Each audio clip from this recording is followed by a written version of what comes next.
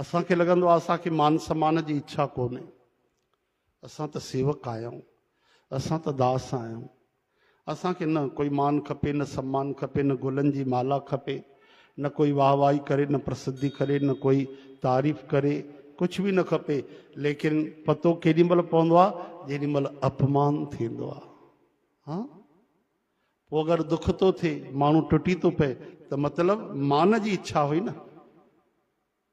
अगरि मान जी इच्छा कोन्हे त अपमान भी बराबरि लॻे।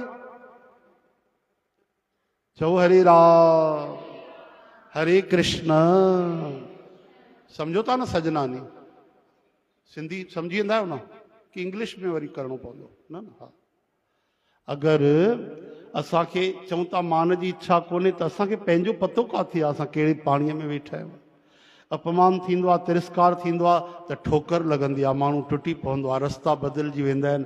माण्हू माता पिता खां, गुरुनि खां, भॻवान खां, सत्संग खां दूर थी वेंदो आहे। त इन जो मतिलबु भीतर उहा मान जी इच्छा हुई। मान जी इच्छा मतिलबु अभिमान, अहंकार। चओ जय श्री कृष्ण।